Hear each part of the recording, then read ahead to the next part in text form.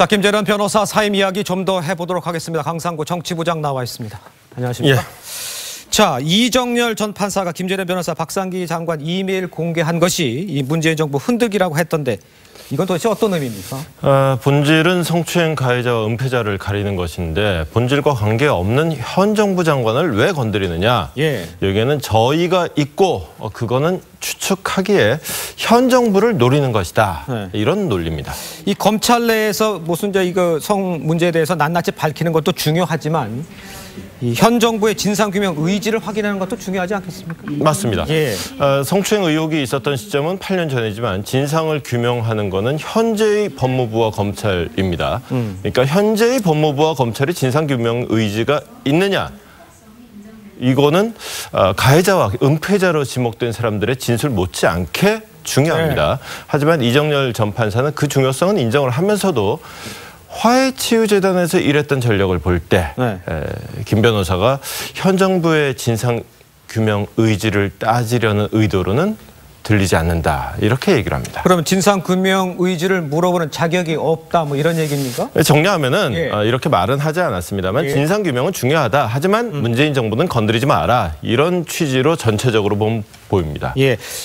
애초에 이제 그 고백이 나왔을 때 보면 지금 자유한국당이 불리하게 영향을 미칠 거다 이런 얘기가 나왔었죠. 그렇죠. 은폐자로 지목된 최규일 당시 법무부 검찰국장이 현재 자유한국당 의원이니까 당연히 그렇습니다. 예.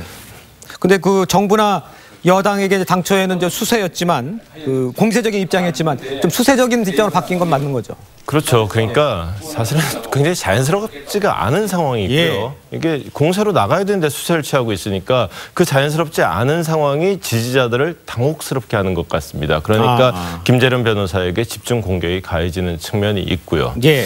따지고 보면 최근에 이런 사례가 몇 가지 더 있는데 예컨대 최저임금 인상, 문 대통령이 주도하고 있고 또 속칭 진보가 반기는 주제고 또 누구도 반대할 논리가 없습니다. 당연히 하자고 합니다. 하지만 막상 현장에서는 부작용이 발생하고 있죠.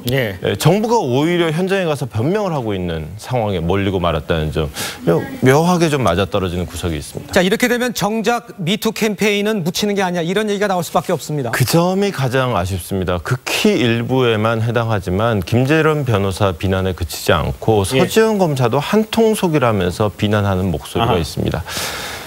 용기 있는 고백에 힘을 실어주지는 못할 망정 지금 이런 말하자면 불필요한 논란, 변호인 사임까지 하는 논란은 힘을 실어주지는 못할 망정 힘을 빼는 모습이 아닌가 좀 걱정스러운 대목입니다. 그렇군요. 지금까지 정치부 강상구 부장이었습니다. 수고했습니다.